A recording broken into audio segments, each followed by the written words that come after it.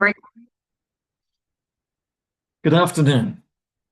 In this lesson, I want to discuss the role of justification in Year 11 history lesson plan development.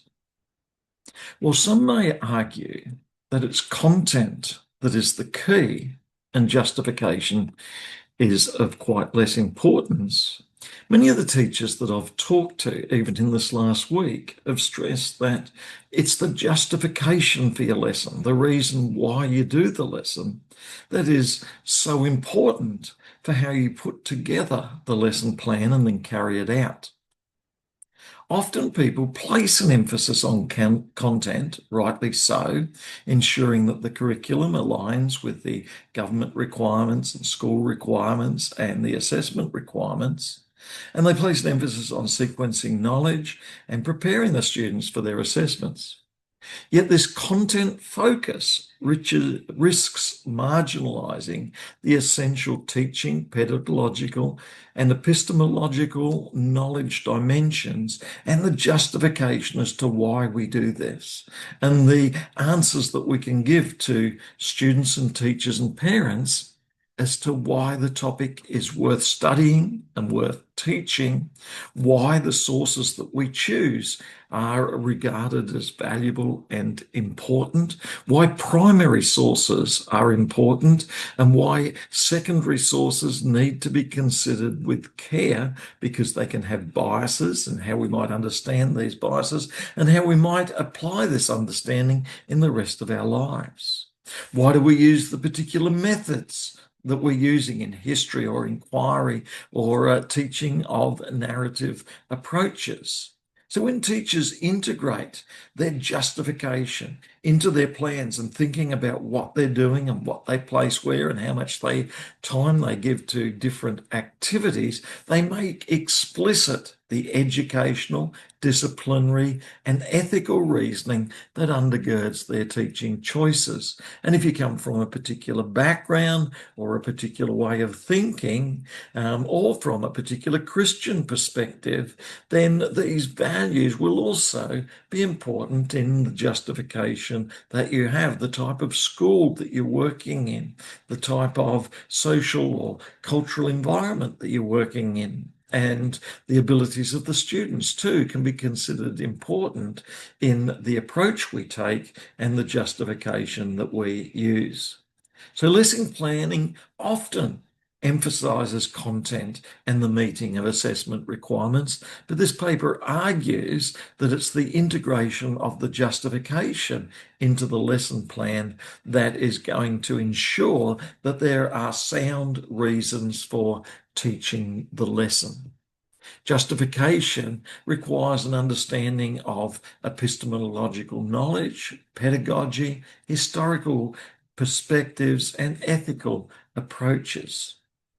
In teaching, obviously the content is important and the lesson plan layout is going to be important, and what you teach where and the methods that you use to teach are all going to be important.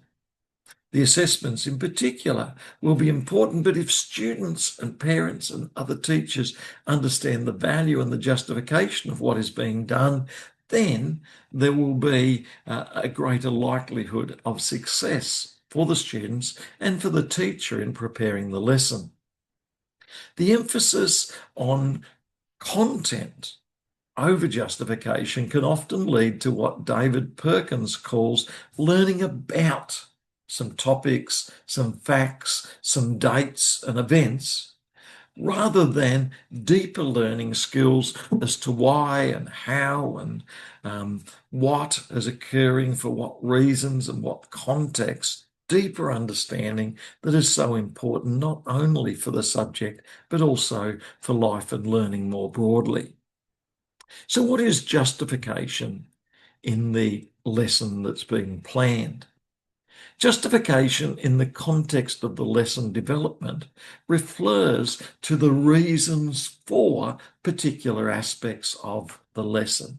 That is, what's the reason for choosing the particular topic you're looking at in the first place, such as the Cold War or World War One or World War Two. And within this, the subtopics, that is, what were the events leading up to the war, who were the leaders, and what sort of style of leadership did they have, and how does this apply in our lives today? That is, what does it teach about the nature of war, the nature of leadership, and the nature of human character, and the nature of how people relate one to another as individuals, one to another, and also more broadly in communities and societies. The justification will also relate to why we choose particular methods of teaching. So rather than teacher directed, we might have student led and reverse teaching where the students take on major roles. We might have role plays. We might have source analysis. We might have other particular teaching methods for certain reasons. It's important that we understand and make explicit the reasons for, the justification for our methods of teaching. And then there is the epistemological stances. That is, what's our stance on particular types of knowledge? That is, when is knowledge valid, particularly historical knowledge? If a secondary source says something happened for such and such a reason, how do they know and why do they choose this perspective? If a newspaper article says it, is there a particular bias that that newspaper has? Why are some voices foregrounded and given dominance, and why are other voices omitted? And we may find some less powerful groups are squeezed out. We may find some genders, like women and female voices, squeezed out. And we might find other voices given prominence, and they too write the history. And so I think you'll find when you look at any account of war, be it World War One, World War Two, or other wars, there are particular stances taken by the different sides in the war, the different groups within the different sides in the war, and the different subgroups within each of the societies. And then there is the assessment approach as well as the teaching approach. That is, why do we prioritise particular types of assessment, such as an essay over multiple choice or single answer words? Why do we prioritise argument-based essays over other types of essays? So the emphasis in justification is on why we teach and how we teach, rather than simply the content of what we teach. At the same time, we need to think about the justification for our study of history as a discipline and the study of the different ways history is interpreted and the way it is contested by different groups. And one only needs to take as an example the settlement of Australia. And so the writings from Britain and Europe and France prior to the settlement and during settlement in the late 1700s have a certain emphasis from that perspective. But if we look at more recent accounts of the reception by the First Nation Indigenous people at the time, we'll see that the viewpoint is quite different. And so terra nullius, that is the idea that it's not occupied by civilizations, is one perspective. But the notion that Australia has been occupied by the native Indigenous people for tens of thousands of years continuously, as Eddie Mabo showed in the Mabo case, leads to a very different viewpoint that is acknowledged by many First Nations and many people today.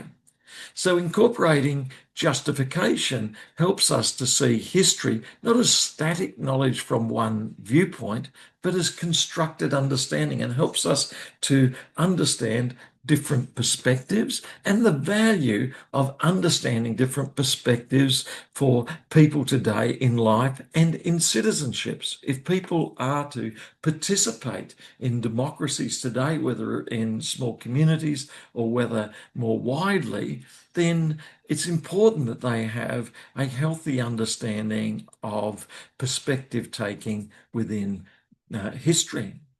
We also can bring justification into the various sources that are chosen. How do we find reliable sources and how do we contextualize the different forms of evidence? It's important that justification is able to inform us of the multiple perspectives that can be looked at in any event in history. And this reminds us today, as in families or in workplaces, when we're having a discussion, that often there are different viewpoints and different perspectives that can be taken. I'm reminded that if you hold up a cylinder, and then if this cylinder was looked at end on, some would say it's a circle. If it was looked at side on, some would say it's a rectangle. Can a circle be a rectangle or a rectangle a circle? It depends on the perspective, and sometimes arguments are across purposes when there are different perspectives taken, and the study of history is so very important for understanding not only events in the distant past, but also the insights that these can provide for our understanding of events in our own time. History also reminds us of the importance of recognizing continuity and change, and this can be an important justification for the study of history. Recognizing that there is always connection between events decades ago, centuries ago, and even longer ago that show the flow of the continuity of knowledge and culture and language over the decades and centuries up to our own time. And yet at the same time, every year and decade and century, there are major changes in the way people understand the world in which they live. And it's important that students have a historical perspective over the centuries in order to better understand our own times that we live in today. And so scholars like Charles Taylor, who write about the nature of the times we live in today, might describe it as a disenchanted age, an age that's disconnected from imagination and spirit, and it's focused on measurement and on finance and on individualism, as opposed to the ways in which the world was viewed in centuries past. Understanding the past helps us to understand our views of the world today and how they might be enlarged to gain healthier, more holistic views of the world around us. And it helps us to understand why there are different viewpoints taken from different cultures in today and in the past. Understanding history can also be justified by the development of skills for thinking and reasoning and for constructing well-reasoned arguments that can be used and applied in the workplace and in life. Thus, lesson design should not only focus on content of some facts and dates, it should also include some reflection on the ways in which we invite students into an epistemic knowledge development process.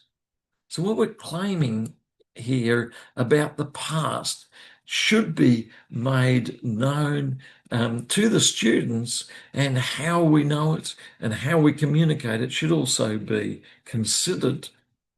So in the Year 11 units, such as the one on the Russian Revolution, we're not only gathering facts, but we're asking questions about the reliability of the information and the perspectives, the ideological framework of the different groups involved, the meaning of revolution and the different contested meanings of this concept of revolution. What is the nature of a revolution? What are the benefits and weaknesses and limitations of different types of revolution? And why do they unfold in different ways? And what causes them to unfold? And how can this be applied in our lives and workplaces, situations and settings today? Well-developed lesson planning must involve pedagogical justification. That is, why do we use a particular film, a particular debate? Why do we use a particular primary source? Why do we design things in a certain way? Using understanding by design framework of Wiggins and McTighe, we can begin to develop a greater understanding of the essential questions that need to be asked when we are developing our lessons and our lesson plannings.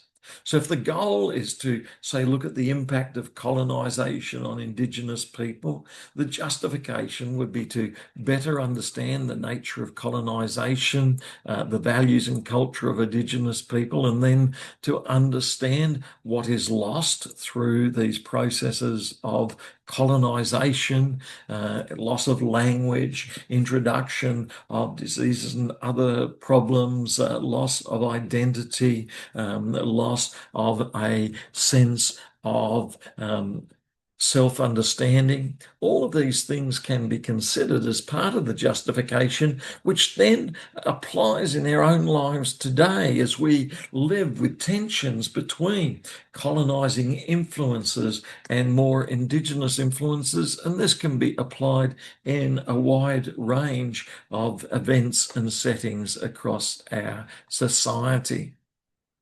So looking at Indigenous oral histories and Eurocentric narratives, we can compare the different ways in which they are told, and there's plenty of those available as primary and secondary sources that can be engaged with. Encouraging a dialogical classroom discussion can often be very helpful, rather than giving teacher-directed instruction from the front of the class. And this can help foster ethical awareness and understanding and ownership that can flow into every area of the students' lives. Designing an inquiry-based project requires us to think about what's the justification for inquiry-based learning. And certainly one of the justifications is that it promotes a sense of student agency and responsibility, which are major aims of our teaching. Whereas strongly teacher-directed learning can remove agency at times from the students and create dependencies which weaken their opportunities for future in work and life. Justification may also include ethical dimensions. That is, we're teaching for life and ethics formation and not just to get exam results. And often the best exam results will come from deeper understanding and engagement, and poor exam results can flow when students don't see the value or justification for their teaching. Nussbaum, Barton and Levstick argue that history fosters civic empathy when it's well taught. It fosters critical judgment, and it also fosters ethical reflections. Thus, justifying our teaching means that we're not just giving some content, but we're thinking about the ways in which engaging with content and sources and ideas helps to foster empathy, critical judgment, and ethical reflection. So when we start to develop our units, we can think about how do we get the students more engaged, and how do they apply insights from the past to contemporary issues, and from the contemporary back to questions that can be engaged with the data of history from the past. We could also ask, what are the values that we're wanting to communicate, and how can they be reinforced and supported, but also how can they be discussed, questioned, and challenged?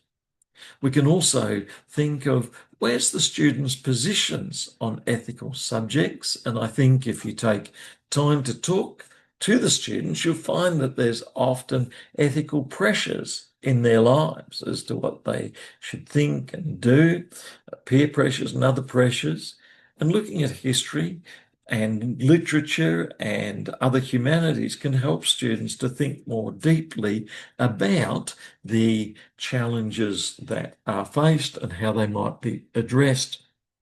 Take, for example, genocides in the 20th century. The justification might not only include remembrance, but also moral responsibility, learning of lessons and lessons that can be applied. Also, issues of human rights and how human rights might be applied on a number of scales, from small local scale to larger community and national scale. And it also engage students in reflective tasks on how they treat one another, treat others, and how they would like to be treated themselves in ways that can foster emotional development and emotional intelligence and emotional awareness and civic awareness and involvement that can extend not only into the larger scale of politics, but also into local organisations and workplaces. Take, for example, the rise of nationalism in Europe and the unification of Germany. There's a lot of justification here in terms of understanding power dynamics, pride and future conflict, and nationalism itself. What does nationalism mean for us? A lot of people get encouraged that nationalism is a fine thing, to fly a flag and to declare who we are. But there's a number of different sides to nationalism, particularly if it takes a them and us approach, where one side is seen as better or different to another. And Christian and other approaches, such as those of Jesus and other thinkers, would say that if God has made all people, there's a sense in which brothers and sisters together, as the Apostle Paul says in the New Testament, there's neither Jew nor Greek. We're all one together because we've been created by the one divine being, God, and that we share the one planet and we share the one body of resources. And so, as we would like to be treated, we should be treating one another. There's various aspects of nationalism that can be challenging to this. And so unification and building of a nation being seen as a threat by other nations can lead not only to a sense of liberation, but it can also lead to conflict and oppressive stances being taken. All of this has application in our own lives, societies, organisations, and workplaces today. So there's a knowledge or epistemic justification, that is, learning about Bismarck and his character and role is not only interesting in terms of facts and content, but it's also interesting to understand the positives and negatives of a heroic unifying figure that may be seen as positive, but it can also set up difficulties in the future. Or can the heroic unifying figure really be manipulating a sense of nationalism towards some ends that eventually could bring difficulties and harm? Looking at primary sources such as Bismarck's letters and newspaper articles helps us to uncover the original setting and context and the original stances being taken. And then a number of different positions can be taken by different researchers, and then dialogue between the scholars or students can then draw conclusions with well-developed evidence and support. In looking at this topic, there can also be justification for role play and debate and acting out the different roles, for map analysis, for activities that deepen a sense of empathy and spatial understanding that reinforce a variety of analytical skills. And values and ethics justification can also be important as we reflect on what's the meaning of nationalism. What's the two sides of it, the benefits, but also the limits and damage? And this could be applied for one footy team versus another, or one interest versus another. When is it healthy and when is it unhealthy between one group and another, one label and another? So what are the implications for our practice and curriculum design? Firstly, the implication is take time to reflect, reflective practice. Become more aware of our own values and assumptions, the values and assumptions of different writers, of history resources, and the values and assumptions of different players in society in the past and in the present. Recognise the importance of giving students a sense of agency, the students a sense of ownership so that they can engage with the material for themselves and more critically evaluate knowledge and the world.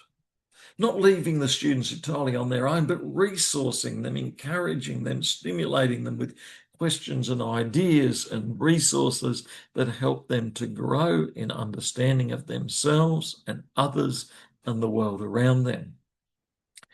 We can also develop a sense of integrity in the curriculum that we develop, in the different goals and purposes of our teaching all align with the values, goals and purposes of the schools and the teachers and the students themselves and their long-term life development and flourishing. Assessment too can have greater validity when the tasks are well justified in the content and the assessment, suggesting that there is a genuine understanding of history and historical thinking and its application to today. So while content remains important in history education, justification is also essentially important in the study of history. It's important to remember why we are learning particular factors. As David Perkins, in his book Future Wise, reminds us, teaching for the future must begin with clarity about what is being taught in the present, for what reasons, what's the why of what we are doing. And so lesson planting, while often driven by content, must also consider the why, the justification for the different steps of the planning of the lesson. We must consider why we teach the topic and the case and the examples that we do and that we focus on, and why they are important for the students. We must consider why the knowledge and epistemology approach that we take is used, such as the use of primary sources and the evaluation of bias in secondary sources. We must consider the pedagogical justification, why we use particular teaching strategies, and also the ethical justification and the values that are being taught. We need to think about what's most important to take home at the end of the lessons and the unit. We must consider what's most meaningful and transformative for the students and how it contributes to civics and ethical dimensions. We must think how it aligns with other aspects of history understanding, such as the roles of questions, analysis of sources, multiple perspectives, and also the construction of answers. For instance, if you were to look at conflict in Indochina, you wouldn't just recount dates and key battles and politicians and political developments. You'd think about what thinking skills and questions do we bring to this study? What's the background? What's the biases in reporting? How do the different groups have a sense of agency and not agency? How do we understand the causes, the causality of what unfolds and the different perspectives on causality? And all of that can be applied and help us understand the world we live in today, which too has biases and challenges over agency, where agency can be easily lost, and also challenges over the idea of causality, what causes things to happen. So many scholars like Sextus and Morton, big history questions, and Wiggins and McTighe in understanding by design, suggest that our unit should be arranged around these big ideas relating to justification as to why events happen and why they're important and how we can better understand these events. For example, a justification could be, this lesson explores the concept of historical developments, historical continuity and change through the lens of Indigenous responses to colonisation, or the causes of colonisation and Indigenous responses, so as to prepare students to critically evaluate historical narratives, and you could add from different perspectives and their lasting effects. Consider an ancient unit such as study of the Persian Empire. We could include in justification meeting of the necessary outcomes, particularly those relating to power and power structures and imperial expansion. And you can even add, and the application to a student's understanding of power and power structures in organisations and groups today. It could include epistemological knowledge justification, such as different perspectives, the Eurocentric perspective, other sources from different national or cultural perspectives. You could include the pedagogical teaching method justification, that is, students construct, say, a museum exhibit in order to better understand the nature of museums and museum exhibits, justifying the way exhibits are interpreted, displayed, and selected. And also, very important is the values and ethics justification, where students reflect on, say in this case, empires and how empires and nations and nationalism represent themselves and others. And you could draw parallels with modern geopolitics on a smaller scale too, with modern communities and cultures. Take another example, if we were looking at the Russian Revolution. Certainly there are the dates and the content facts and the characters involved. But justification could include understanding the context that shape these developments, the context of change, the context on how revolutions are understood by different sides. Some see them as valuable, others see them as a threat. And what's the reasons for these different views about the nations of revolutions and revolutionary change? And then there's the epistemic justification. That is, how are we developing skills in understanding different interpretations from the perspectives of the Soviets and different groups in Soviet Russia and Western nations? The pedagogical justification includes a consideration of the different approaches in the classroom, such as the development of debating or argumentation skills, and also historical reasoning skills, and also understanding different sources, such as primary sources, secondary sources, and other sources and biases. And civics justification looks at the nature of political ideologies, social justice, and resistance, and what this can mean. So there are many benefits from including justification in lesson planning. It deepens teacher engagement, student engagement, and understanding when students understand why they are learning something. then they're more likely to engage in that which is meaningful and meaning making and encourages them to be actively involved as agents in their own learning. Well-justified lessons connect the content to the students' daily lives and their futures and future jobs and the moral imaginations and values and their family values. Well-developed justification improves the teacher's capacity to reflect on the nature of their teaching and to be more professional in what they do. It promotes intentionality and understanding in teaching, and it encourages teachers to reflect more deeply on the assumptions that they hold.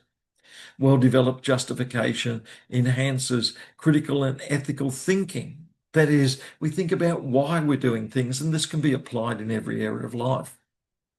It increases integrity and flexibility as we realize that we're not stuck just on a certain level of content, but we can be more open to the interests of the students, listening to the students and where they're at, and adjusting what we're doing in order to fit in and encourage the students to develop their interests and perspectives. There are challenges, time pressures, curriculums, exams that we have to move towards. Standardized assessments may push teachers towards quickly moving to complying with the content requirements rather than thinking more deeply about justification. And we may need professional development in order to handle things well. But on the whole, justification is more than a theoretical add-on. It's a necessity in our teaching. And by articulating clearly and effectively what we're doing, we can better understand our own motives and our goals in our teaching. We can better understand the goals of the disciplines, such as ancient or modern history that we're working with. We can better understand the goals of our community and politics and civics in the societies around us in the present time and the organisations that we'll be a part of as students move into vocational opportunities in the future. And we can better understand values and ethical purposes. And for those working in a particular type of school, such as a Christian school, we can understand justification in terms of the application of these values from the backgrounds of the particular school that we are working in. So justification is not just a separate little part that you tack on to that which you develop in your lesson planning. It is rather something quite foundational to your lesson planning, and it's also foundational to thinking and development as professional teachers. So I hope this has been helpful for that section of your teaching.